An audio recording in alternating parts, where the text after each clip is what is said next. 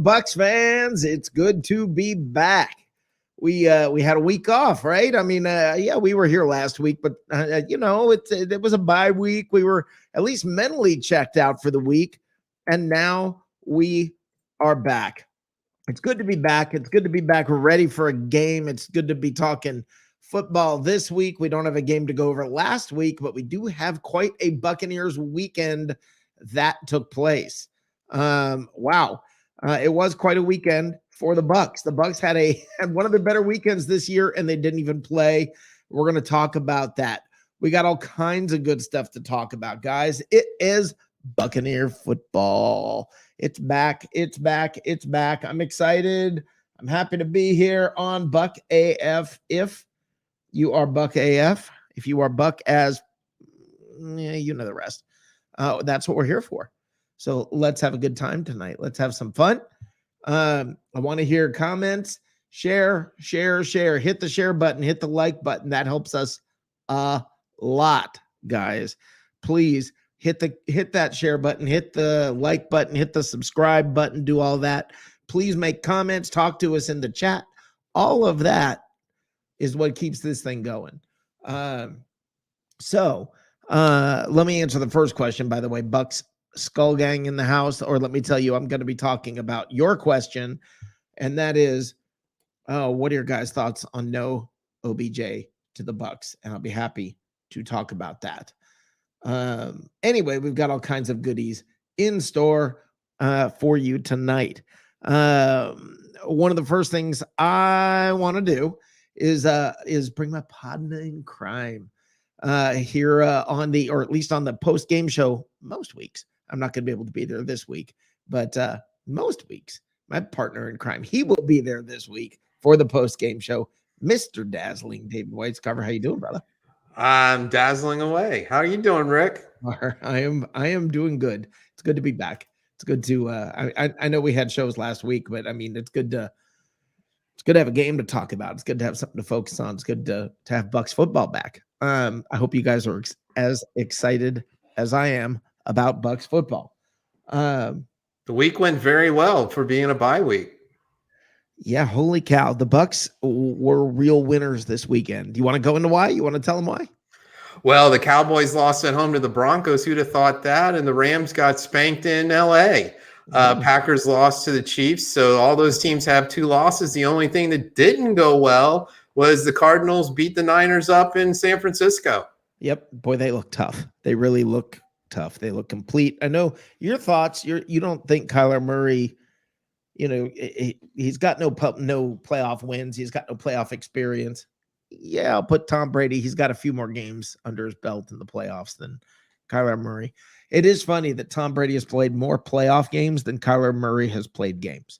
So I have a bias. We've discussed this. If you're a sub 6 foot quarterback that likes to run, I don't think you do very well. That's not good for playoff football.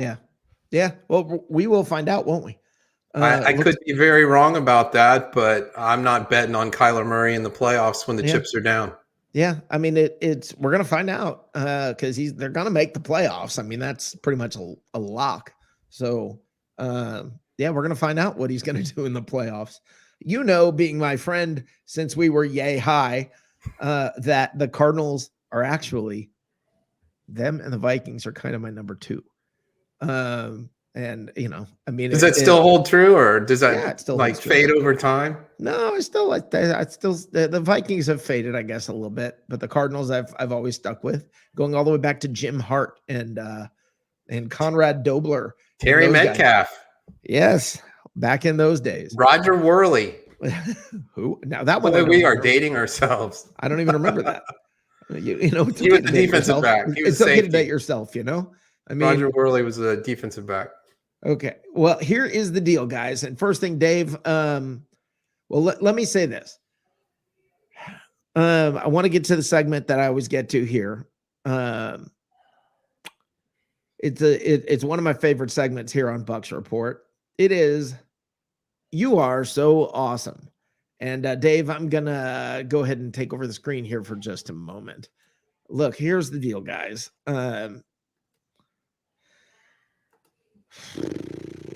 Is there any doubt what this subject of this week's is about? There's not much doubt, but it's also unavoidable. I have to go into this. Aaron Rodgers, you are so awesome. You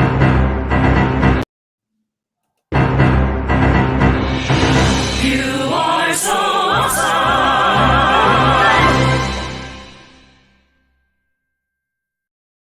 All right, I want to get into some details here about this. All right. Let me start off by saying this. A good friend of mine said, he said, just don't be a dick. If your goal is to not be a dick, to not be a dick, you're doing it wrong. Okay? You're doing it all wrong. All right? If your goal is to not be a dick, you're doing it all wrong. Look, Aaron Rodgers, let me start off with something. Let me start here. Okay, Aaron Rodgers, if he calls himself an independent free thinker, he calls himself a critical thinker, etc. He's an interesting cat. He's a little bit different. I kind of like the quirky part of Aaron Rodgers. That's not something I dislike. Okay, his Twitter, if you follow his Twitter at all, it's an experience. I'll give you an example. I'll give you several examples. If you had a school for professional fireworks people, I don't think you could cover fuses in just one class. It's just too rich a subject. This is Aaron Rodgers. Okay. He's a different kind of dude. He's an odd cat. If you ever teach a yodeling class, the hardest thing is to keep the students from just trying to yodel right off. You see, we build to that.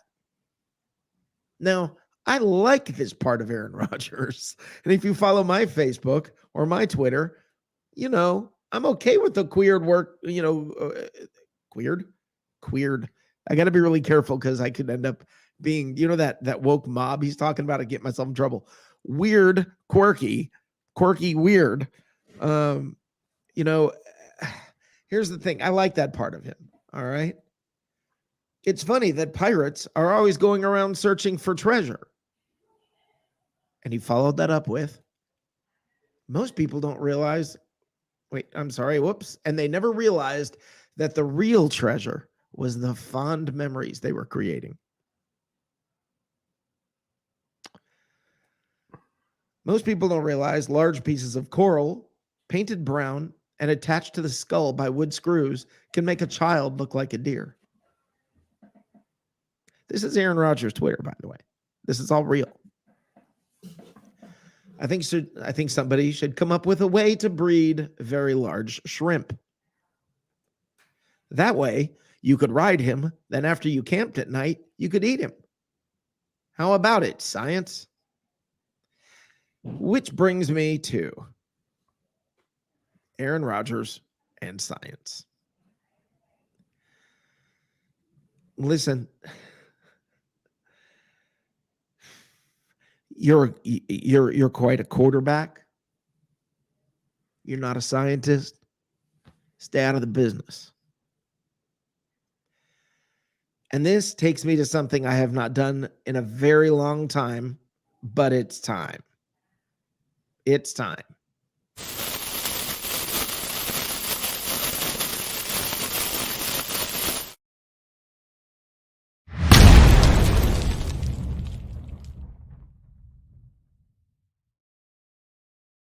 You freaking fans that are sitting here saying, oh, yeah, I stand with Aaron Rodgers. I keep seeing tweets about this and I see Facebook posts. I stand with Aaron Rodgers. You're the same freaking fans that said, oh, wow, the woke mob, they should just stay out of football. You know, Colin Kaepernick, he should shut up and keep keep that stuff off the side. Take it outside of football. Don't bring it into football. Okay, yeah, you should he should just be quiet. The woke mob needs to shut up. And now that somebody's saying what you like, you're all about it. It's all good. Everything's wonderful. I stand with Aaron Rodgers. He has the right to speak up. He has the right to say this. What about Colin Kaepernick? Yeah, I'm bringing him up. I know it's the taboo subject. I'm bringing him up. If you're going to be so, Aaron Rodgers should be free to speak. Well, what about Colin Kaepernick? They both brought it in football, didn't they? It both affects football. Aaron Rodgers always looks, and this is the part of Aaron Rodgers I don't like, is Aaron Rodgers always looks depressed on the field. He always looks unhappy. As my friend said, he always just looks like he's being a dick. Why? Why? This is supposed to be fun. If you're not having fun doing it, you've made enough money. Dude, you can step away, do something else. You'll still make millions. So what the heck? Come on, man. Stop. Aaron Rodgers, stop complaining about the woke mob and then riling them up. Stop saying, hey, everybody who, if you listen to Fox News and you're going to support me, I don't agree with you either. Are you trying to make enemies? Are you trying to be a dick? Because you're really good at that. You're the MVP. So just stop with all of this crap. Get yourself back to football. I heard a change tone out of you today. You basically halfway, you didn't apologize. You sort of said, yeah, I accept responsibility. You didn't say really for what. You said if some people felt like I deceived them, I accept full responsibility. Not you shouldn't have done it. Not that you were wrong. You didn't say any of that. But you did say I'm fully responsible for deceiving those people. I'm not sure if that was a badge of honor or what you were saying. But to Aaron Rodgers, it's simple.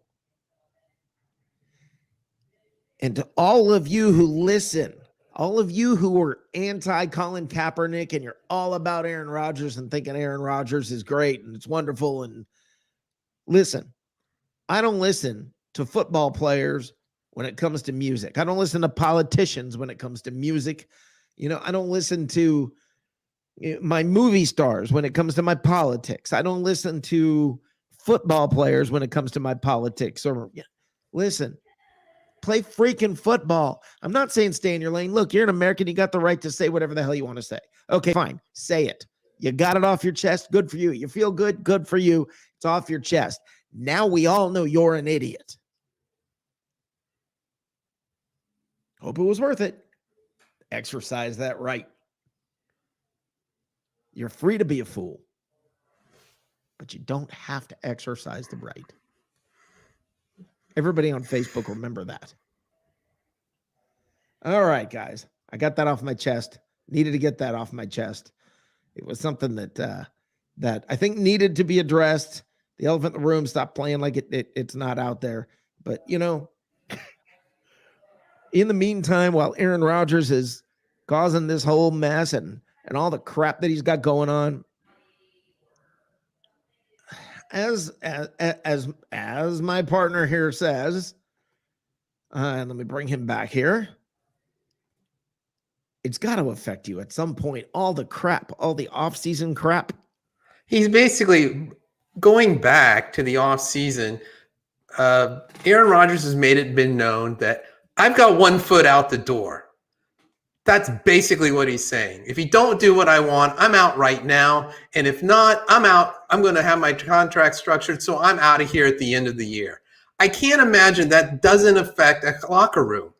If you're sitting there, not affect a locker room. If you're sitting there doing the extra bench presses if the offensive linemen are doing that, you think that when the chips are down, they're really going to go, oh boy, let's really block extra hard for this guy.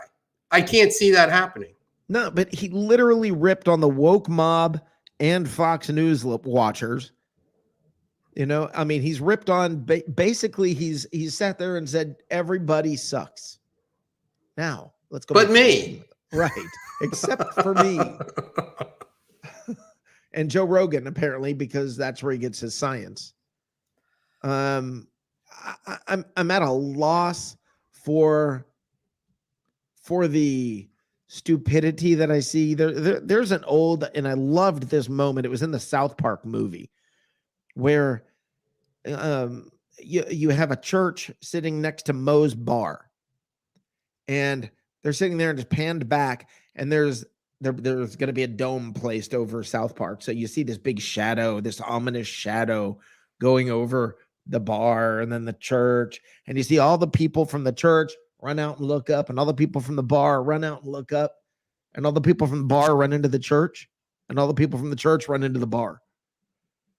I mean, it's everybody switching sides on everything. The crowd that says my body, my rights, now is like, you have to do this with your body. And now, the other side who's saying there are other lives involved is saying, nope, it's just up to me and whether I get the vaccine or not. Everybody just switches sides and does whatever the heck you want to do whenever you want to do it. And, come on, man, just get it together. Everybody get it together. We're football fans. Aaron Rodgers, sorry, I'm going to tell you this. You have every right to say whatever you want to say, but I sure wish you'd shut up. And that's your right to say. That's right. And I'm going to exercise that right. And I wish all of you guys talking about politics on Facebook and I stand with Aaron Rodgers. I hate Colin Kaepernick. I love Colin Kaepernick. I hate Aaron Rodgers. All of you guys, just shut up. Let's talk football. That's what we're here for. Let's have a good time. The Bucs are having a great year. Come on. This is the good part. And y'all are out there fighting about everything you can find to fight about. Today, OBJ. I think we should have gotten OBJ. I don't think we should have gotten OBJ. Brett Perryman. Why'd we get Brett Perryman? I mean, here's the thing. As far as OBJ, that was never going to happen. Okay? It was never going to happen. We don't want OBJ. It's not important to us. He's not important to what we're about this season. You think he's going to be happy being a fourth string wide receiver at best? I don't think so. So it was never going to happen. That was all fan talk. All right. And his dad will skewer you in social media. Oh, by the way, if that and everybody's bothers freaking out about why'd we go get Brett Perryman? We don't need Brett Perryman. We need defensive backs. Okay. Yes, we do. Yes, we do. But that has nothing to do with this. Brett Perriman's now on the practice squad. Okay, for now. Maybe he'll come back off. I imagine he will. But it's okay. You know what? They got somebody who already knows the system. They brought him in later. He's going to fill a roster spot. Everybody relax. Everybody relax. Now, one of the fun things we do around here, guys, one of the good things we do around here where we have a good time is something we're about to do right now. We have we bring in folks from the other side, and we're going to have a couple of them coming in here. But right now we have one waiting in the lobby, and I don't want to make him just sit around and do nothing.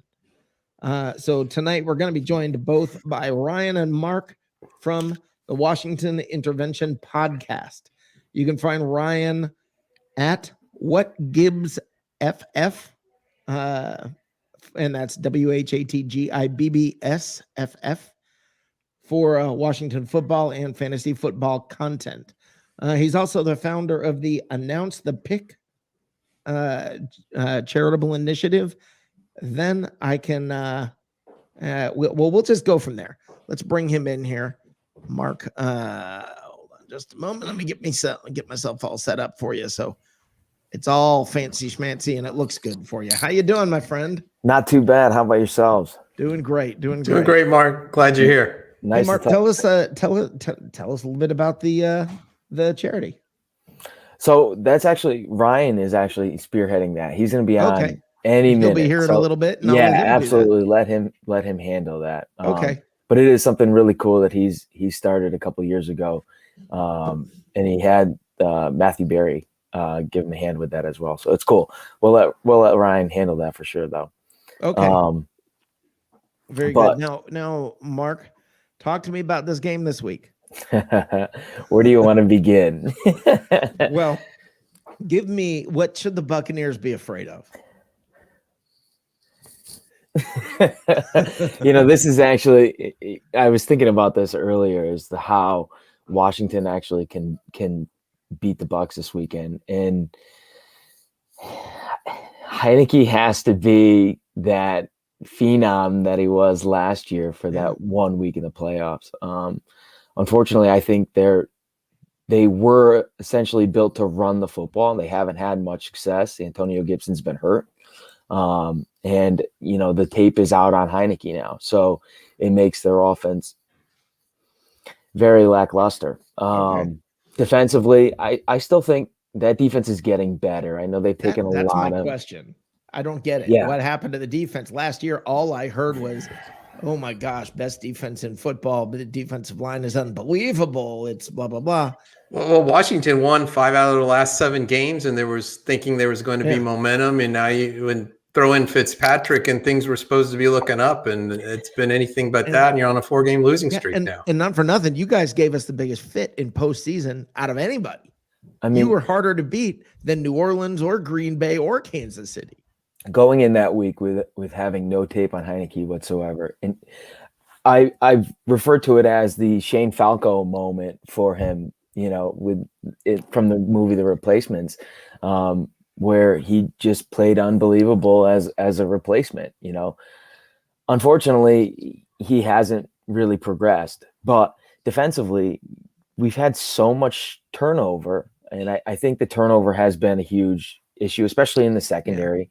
And even linebacker. We haven't had Bostic, who's not the best in coverage, but we haven't had him for 4 weeks now, I think it is. You have the young guys. We had in coverage last year as a linebacker, we had Kevin Pierre-Louis last year, but we don't have him. So the changeover, yes, there should be the momentum with the defensive line, but the changeover in the secondary, getting Landon back, and we all know he's not a true safety. He has played better at the linebacker position for them, or in that Buffalo nickel role. But they took Kendall Fuller, who was an outside corner for them last year, and they moved him into the slot, and he's struggled a lot this year.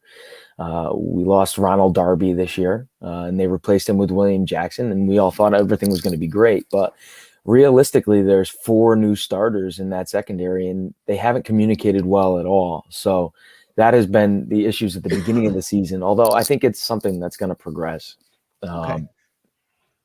Well, let's bring Ryan in here. There he is. Hey, how's it going? Thanks for having me on. Okay, now this is Ryan at What Gibbs FF for Washington football and fantasy content, and you are the founder of the Announce the Pick charitable initiative.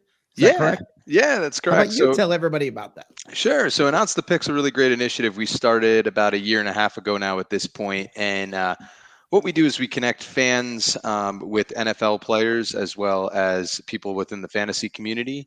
And they actually do like 20, 30-second videos, almost like a cameo, announcing fantasy football draft picks, which is really great in the slow draft season and stuff. Yeah, so we actually got Matthew Berry to do it. We got a couple of the local Washington football team players to do it. We're growing that initiative. So 2022 is going to be really big for us, and we're going to be doing a lot of things with that for St. Jude, for the Hog Farmers, which is a Washington football team based charity that focuses on child or pediatric cancer, and we do a lot of great work with that group there too. So big shout out to that group as well.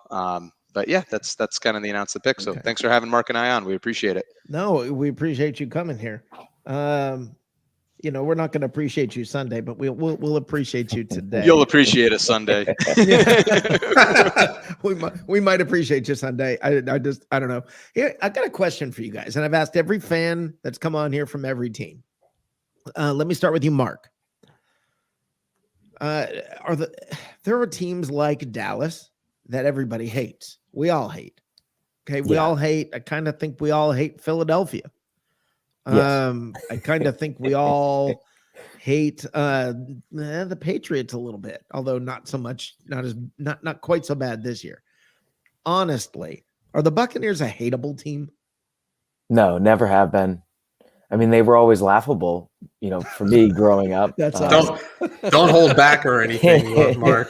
But I loved even,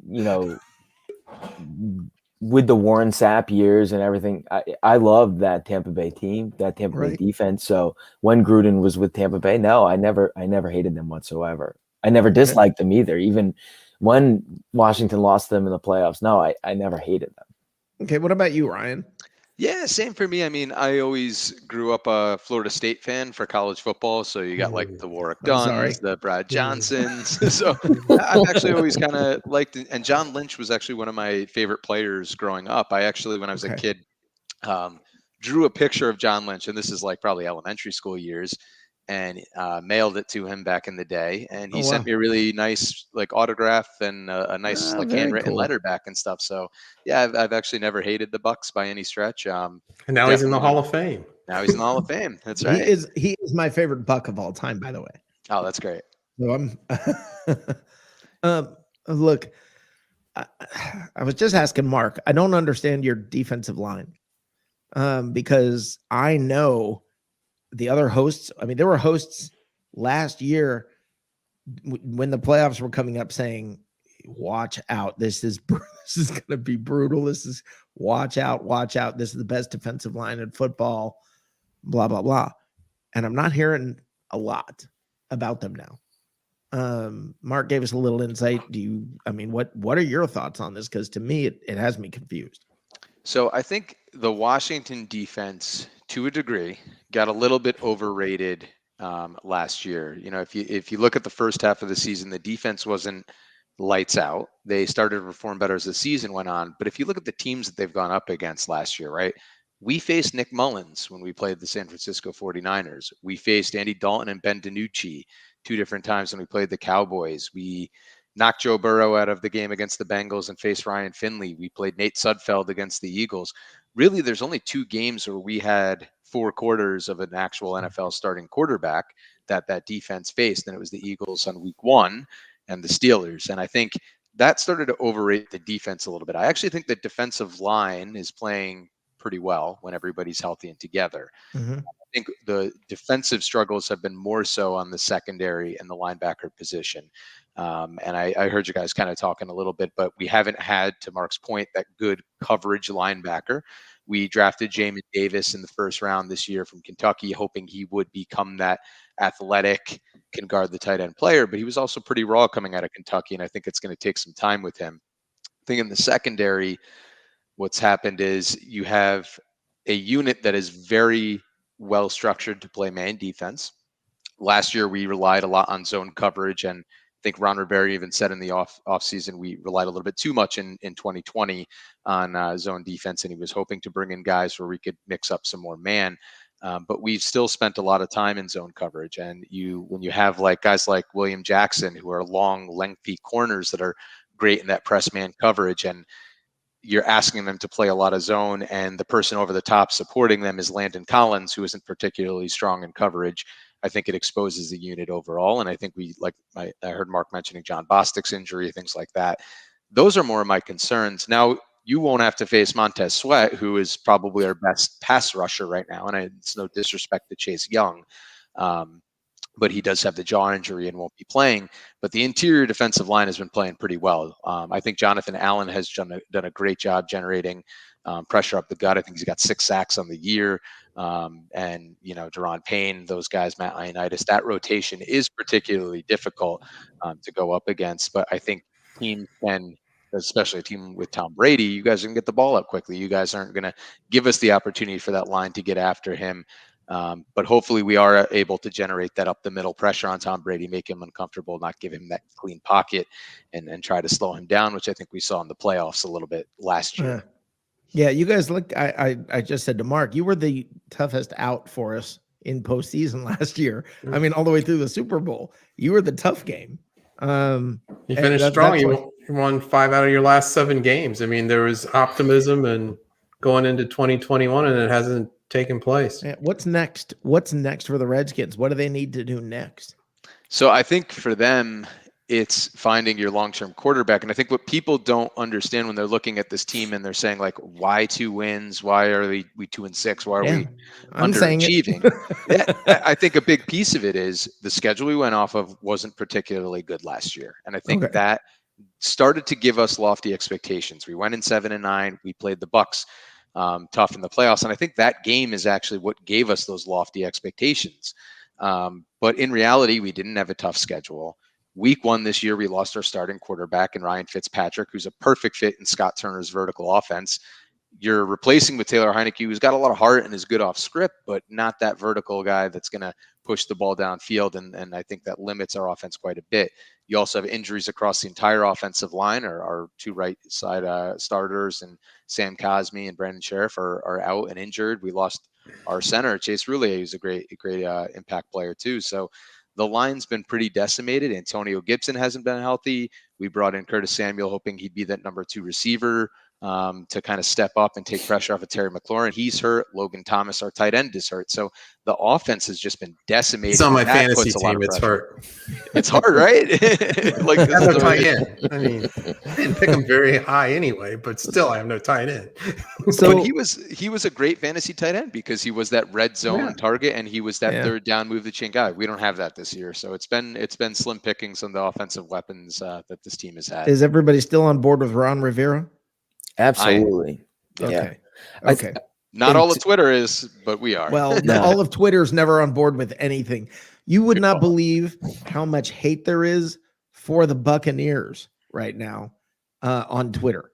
In Bucs fans, with Bucs fans. Let me correct this screen. We lost Dave for a moment. He was just doing something with his camera, so Yeah. it might have been. Not sure what happened there, but we'll adjust accordingly. Oh, yeah, he lost his camera. We'll bring him back. To Ryan's point, and like you mentioned, the media is all around our defense and how bad it's playing. But the last couple games, the defense has actually started to come alive, and offensively, we just can't help them. First half against Kansas City, we had 3 turnovers against the Chiefs, and we did nothing. We had 13 points in the first half against the Chiefs, who turned the ball over 3 times. So Right. you have to help your defense out, and unfortunately, our offense is not doing that at all for us. And that game, I started to see some growth because you started to see us go into halftime with a 13-10 lead on the Kansas City Chiefs, right? Like that's a good half of football. It's just with all the injuries, it's tough for them to string it together. I don't think it's on Rivera completely. I know he shaped a lot of this roster, but just totally decimated by injuries. We talked about your running back, tight end, 3 of your best starters on your offensive line, your number 2 wide receiver. Tough for any offense to perform, and your quarterback, right? Ryan Fitzpatrick out first quarter of the first game. So I think Combined with overinflated expectations, and here we are. So. Yep. 100%. And that really is the factor with Ron too, is the expectations were so high. So to be so low right now, everything is just getting thrown at Ron. He can't catch a break. Right. All right. Well, guys, and if any of you guys in chat have any questions you want for these guys, we're going to get them out of here fairly quick because we want to make sure they're still friends of the show. We don't keep them too long.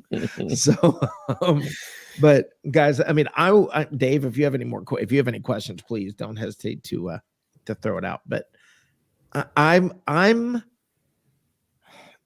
more nervous about this game than you guys are. Okay. The 2 of you seem very, expectations aren't high. Right. Right. That's and for me, you're kind of resigned to your lot in life at the moment. Good way to say it. I mean, after the playoffs last year, I'm trying to be realistic and say, look, football's a game of matchups.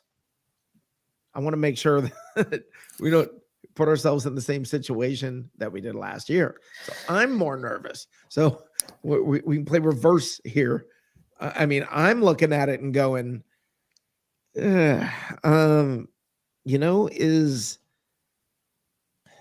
the Bucs are coming off a bye week. That's good. Okay. Yep. Especially for Brady. I mean, he's focused. They came off a loss before the bye week. That's the part that brings me a little more confidence in this week, is I find it hard to believe Brady's going to lose another game. So I don't know.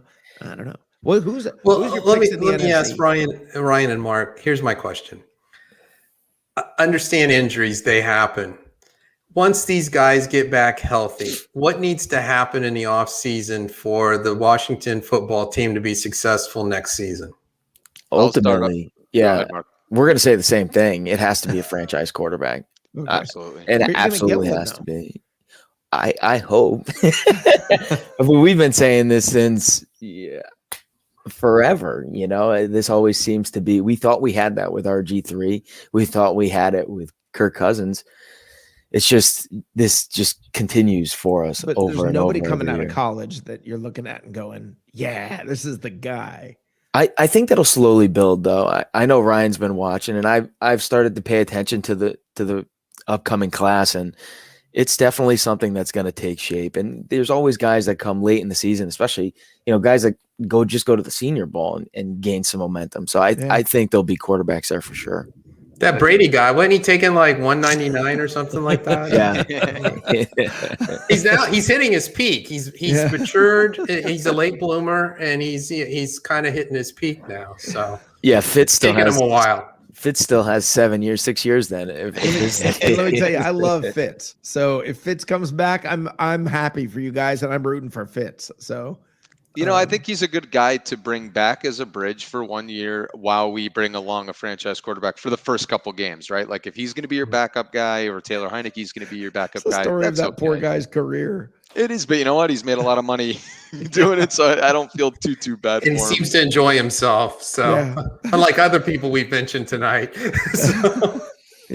What's next, I think, for Washington, to Mark's point, is we have to identify that franchise quarterback. Do you guys want Aaron Rodgers? I don't. Good. No. Yeah. And not even about this past week. No, I understand. I would take Deshaun Watson any day, though. Oh, yeah. There you go. Let's see what happens there. Okay, he's a free agent after this, isn't he?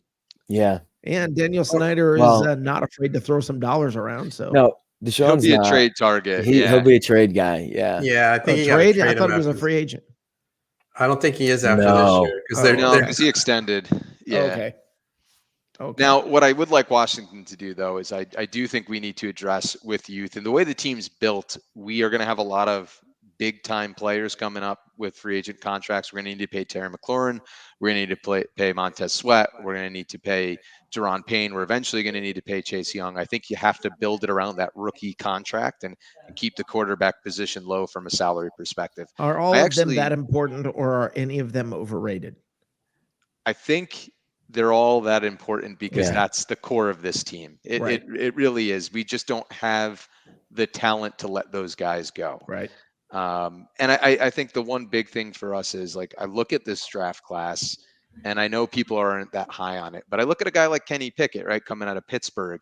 And I was telling Mark this the other day. He reminds me of Kirk Cousins a little bit. If Kirk Cousins had wheels and Kirk Cousins had Matthew Stafford's attitude, because I think he plays with he plays with a lot of guts, and he's not afraid to take a hit. He's always going head first into, when he's diving for plays, and he's not afraid to put it out on the line. He doesn't have that elite arm strength, but he does run through his progressions very nicely. He does throw an accurate ball. I think he's going to be a decision-making thing, I think, with Kirk Cousins, not the whole game, but in crunch time. Agreed. And that was the big thing, was that, like, is he clutch? And other than when we beat Tampa Bay in that comeback a couple of years ago, that was like his one big. Oh, we all remember. You like what? That. We all got that. I don't remember quite clearly. Thanks for the memory. That? We didn't like that. We did not like that. Okay. But I Jim do think Melvin, there's more. One of our listeners, asked the question: are X's and O's Rivera's strength? I think it's a fair point. I think his strength is actually as a leader of men, and I think we've needed that with this culture. You look at the people that we've had before him, and Jay Gruden was a guy that was getting purple nurples and joking around with the players and getting drunk on the weekends and having issues with sleeping with people's girlfriends and stuff like that were on the team. So you need that structure, especially with Dan Snyder at the top. That's been a big problem. And Bruce Allen, we know. Is it him or is it his wife now? I'm confused. It's his wife essentially. I think he's the figurehead now, or they're trying to. I'm sure they don't talk football over breakfast or anything, do they? But I think the big thing was getting Bruce Allen out of there. That's that. Let me tell you, as a Buccaneer, remember he was here. Yeah, thanks. You guys will. That's a guaranteed step forward. Yeah, getting Bruce Allen out of there. And when he came over, we used to look at your drafts and be like, "What are we doing?" Right? Like the Bucs didn't have very impressive drafts under Bruce Allen. So, you don't like kickers in the second round? No, that's our current guy, Dave. Oh, that's our current guy. That's Jason. Sorry, Light I'm confused. Yeah. Hey, we might need to I'm still amazed by the pick. Yeah. But anyway, you guys, I appreciate you coming on here. You've been patient. You've had you guys have been wonderful. Thank you for coming on here. Of course. Thank you. You got any crap you want to talk to us? You want to tell anybody want to dish it out or no? You guys want to the Super Bowl champs that are gonna smoke us this week? I mean, we're used to taking a beating year after year after year, so for us this is new. Hey, we hit decades. Remember this: when we hit 12 wins this year, we are back to 40%, or probably for the first time at 40% lifetime of the franchise winning percentage. So get us to 12. That's my mantra for this year. Get us to 12. We're back to 40%. Look out. What was it like to feel to experience the Super Bowl though? Because I'm like a little jealous. Okay, so I will tell you what's funny is it was not as enjoyable as you probably think. Okay, the Bucs have 2 Super Bowls, and the first one and the second one I have a very similar because they were so bad in between. I have a similar thing. There was 2 minutes left. We're up 31-9, and I'm trying to figure out how we're going to blow it. I mean, there was never that elation. There was me just standing there looking at the screen like, I don't understand. Wait a minute. They're celebrating. It's not supposed to happen to Tampa. No, that was too. And I'm going to say this word, and I know it was not. I know that it was not easy, and I know those guys literally shed blood, sweat, and tears. Okay, I get that. That's not what I'm saying. But it happened so easily. We got rid of Jameis. We got the best quarterback ever. Everything went right last year. Yeah. All of a sudden we got Gronk. We got AB. And AB is acting like the model citizen. And Gronk shows up healthier than he's ever been. At one point we were 7-5, and we were down 17-0 at the half to Atlanta. Aside from Rick, who announced it on the show, that I don't think many of us thought, oh boy, here we go with the Super Bowl run. But kudos to Rick. He said they're not going to lose again, and he was right.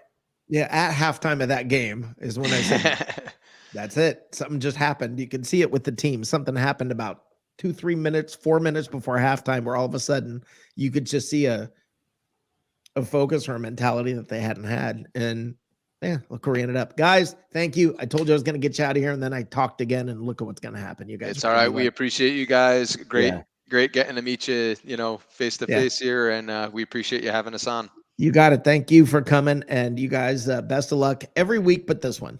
Same to you guys. All right. Take care. Thanks for coming on. Of course. All right. Awesome. Couple of great guys from Washington, some fans from the Washington football team.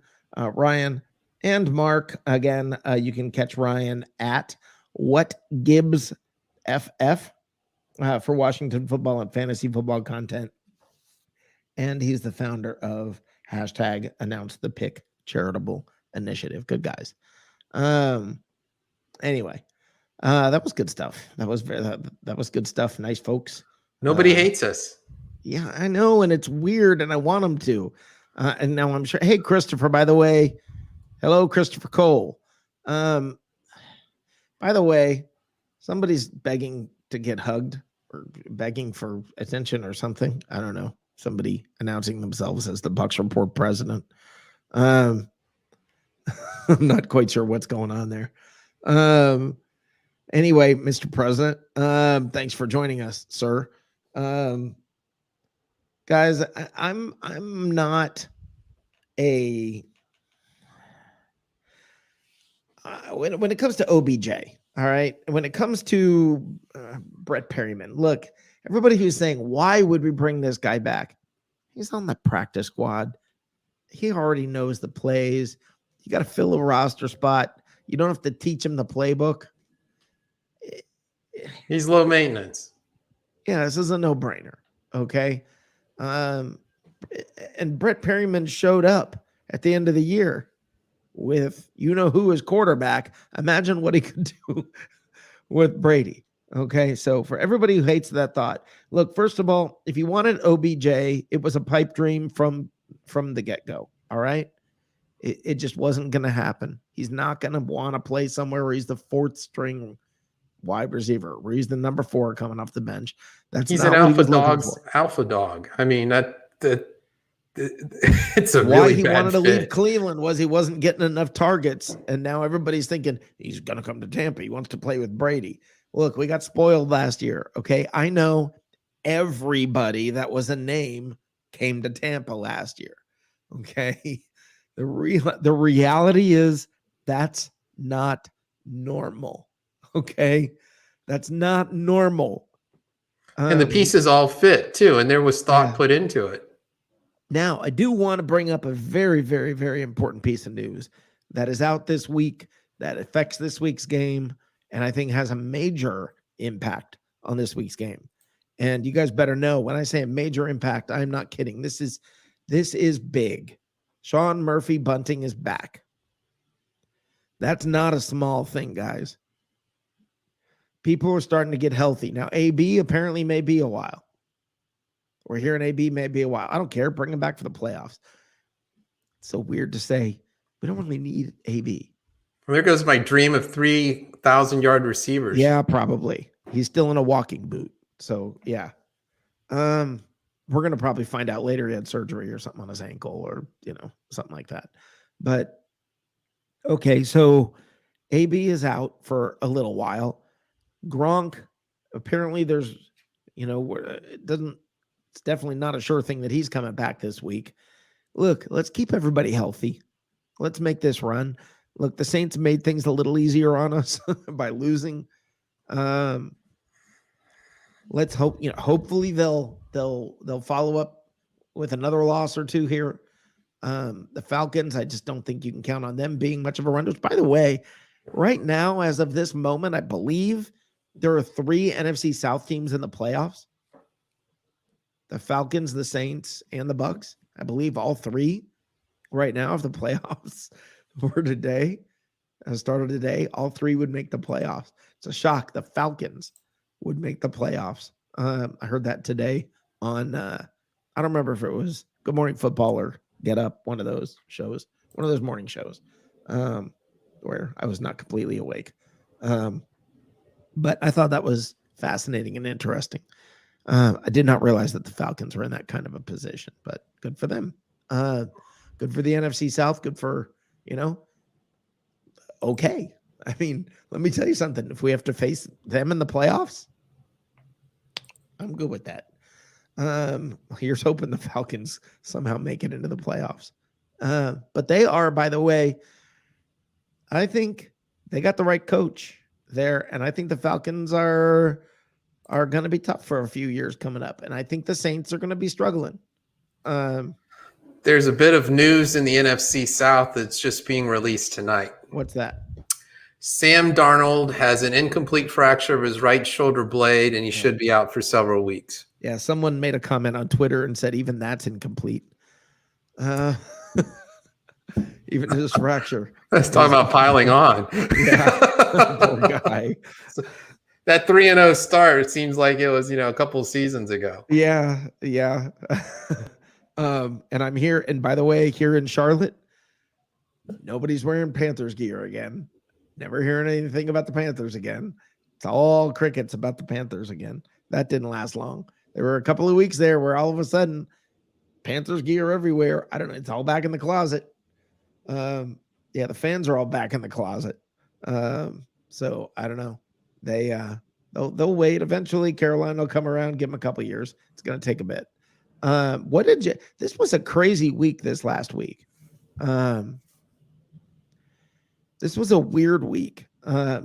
Dallas not getting beat. Dallas getting Pummeled at home by the rough. Broncos. Yeah. And I don't know if you saw, but Mike McCarthy, I believe was, or even said, teams are going to see what they did to us. And I told the players, you better get ready because it's copycat league. And Denver was very aggressive against the Cowboys. And so were the Bucs. And those are the two teams that have beat them. So maybe that's the roadmap. That's the way to beat them. Or so it looks. I don't know. But a lot of crazy games this last week. And it makes you wonder when you look at the schedule this week. I have no confidence in any of these teams anymore, other than basically, look, I think Green Bay's got questions because Aaron Rodgers has disrupted that team.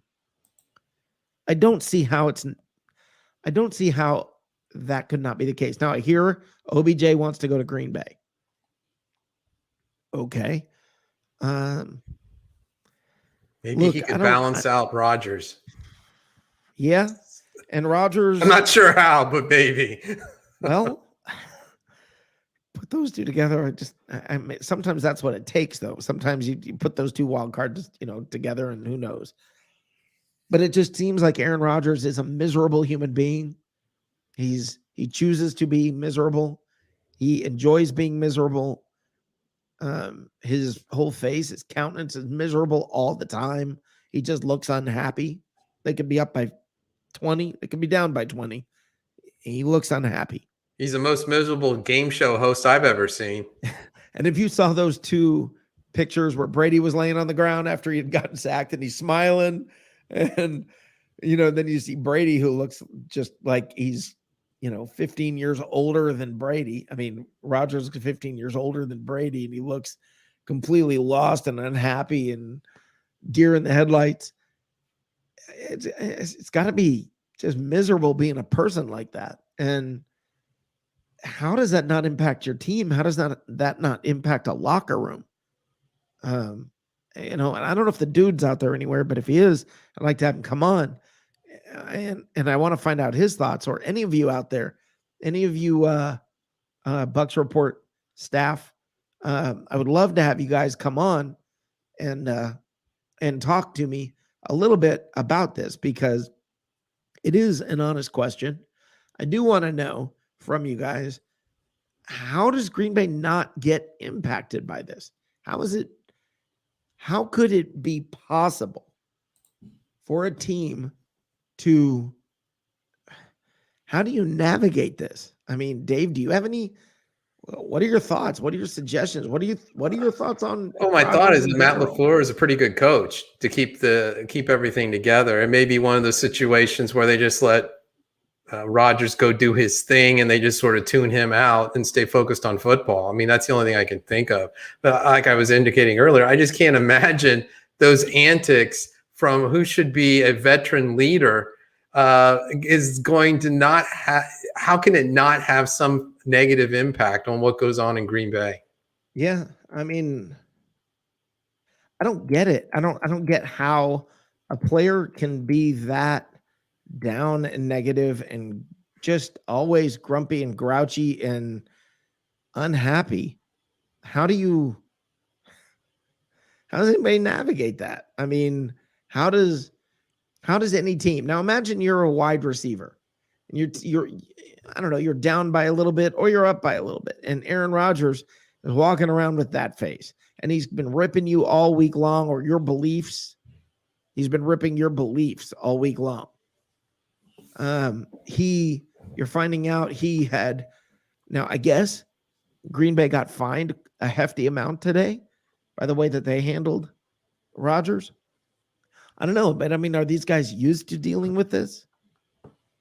Are these guys used to dealing with all the, it's just all the extra crap with him? Now, listen, everybody works in an environment where you probably have another employee somewhere who's just always, they're always extra and always just, there's always something where you're like, crap, I got to deal with this. You know, where you're like, man, you know, they're talking again. You know, I mean, Where's my mute button when I right, need it? where you just wish you could, you know, universal remote. You wish that really was, you know, and you could hit mute. But I mean, everybody's got somebody like that, and you just have the feeling that Rodgers is the guy you look at every once in a while, and just you're like, what, you know, and that's Well, your the leader. tide seemed to have turned when they drafted Jordan Love with the first-round draft pick. He seemed to sour on that. I think he wanted. Sour's the perfect word for I think he Rodgers. wanted receiver help, and instead they drafted his successor, which happens. Teams need to prepare when you have great quarterbacks. They're And Green not going Bay's to made play a forever living unless at you're that. Tom Brady, apparently. But Yeah, Green Bay's made a living at that. I mean, they really have.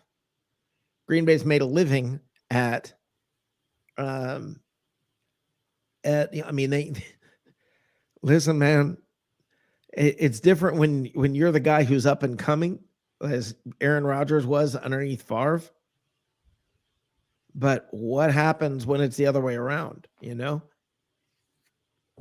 people act differently. You know, it's every day, all of us become a step slower. And we all know what happens to the slowest gazelle. Okay.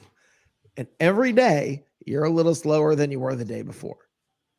All right. You're not getting faster, you're getting slower. And we all know what happens to the slowest gazelle. In the NFL, that comes quick. That comes quick. And you know, you gotta you gotta realize, I guess, if you're Aaron Rodgers, look, why does it seem like he just doesn't appreciate the situation he's in and the people around him? That's what I think is the problem. Is he's complaining about the talent around him all the time. He's complaining about the people around him all the time. He's always unhappy. He never looks happy on the field or off the field. He's always looking and feeling unhappy. And he's got a boatload of money. He's dated beautiful women and had so much handed to him. he's the reigning MVP.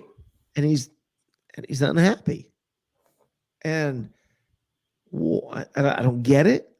I mean, I guess none of that in and of itself makes you happy. I always laugh when people say money doesn't buy happiness.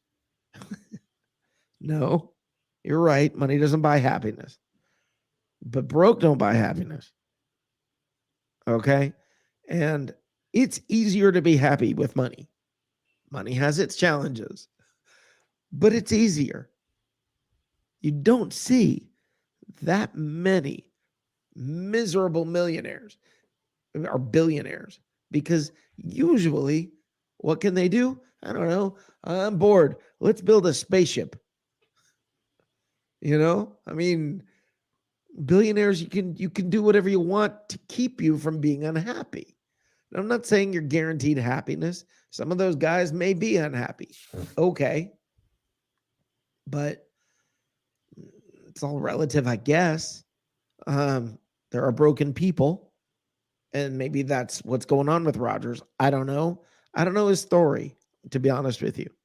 I don't know his story, but there's something going on in that, because that dude is always sour.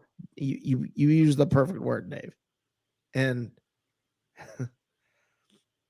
he's just always being a dick.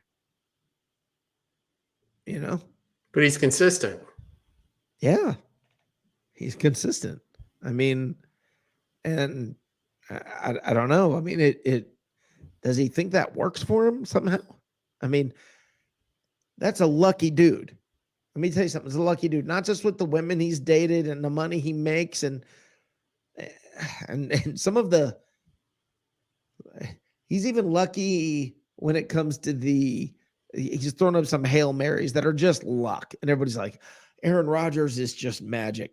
No, he's just got really lucky on a bunch of Hail Marys. And, you know, Tom Brady the other day said he's never thrown a successful Hail Mary. Well, in he's his got career. room for improvement. Yeah, he's never thrown a successful Hail Mary.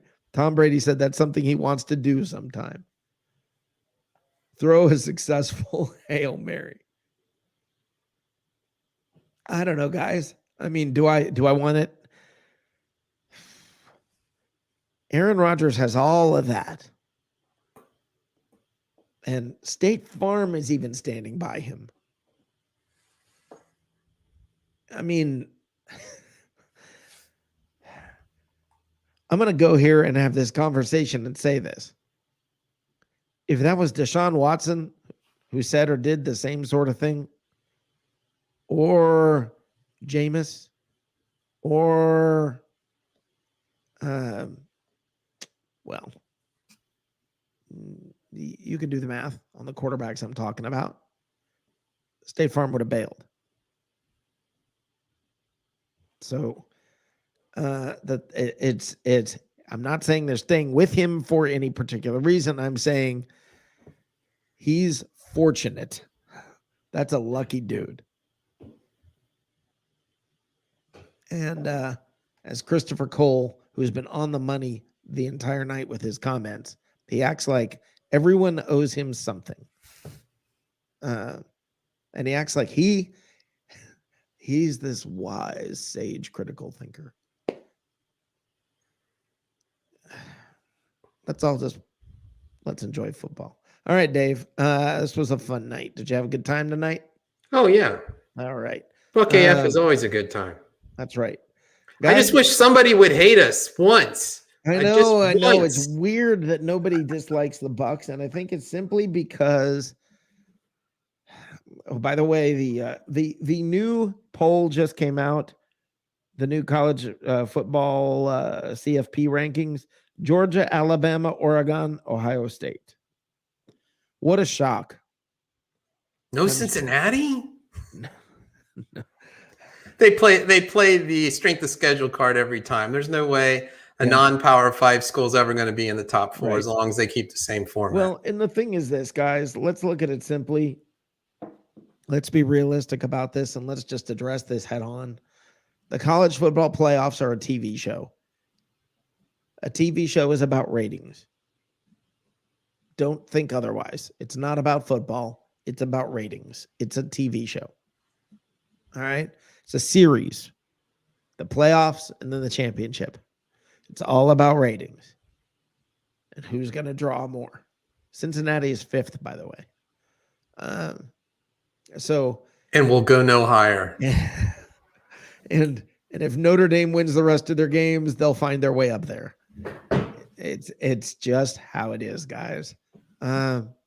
Anyway, I want to thank everybody for being here tonight. Fun show. As always, I will be back tomorrow night on Against the Spread with Andrew Faubert. And Dave will be riding with a different partner on Sunday at the for the post game show. I believe it will be. I believe Gene's going to be filling my chair on the post game show. Looking forward to it. Yeah, he's a good dude. Guys, enjoy yourselves. Dave, have a good time on Sunday. I will miss doing the show with you. Don't get too comfortable. Don't like working with him too much, please. I won't.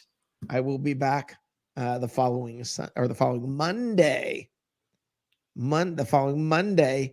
And the reason that following Monday, if anybody's been around long enough to hear some of the post-game calls that we get, the Bucs will be playing the Giants. I believe it's Monday, maybe Sunday night. But anyway, it's coming. So to our Jackass Giants fan.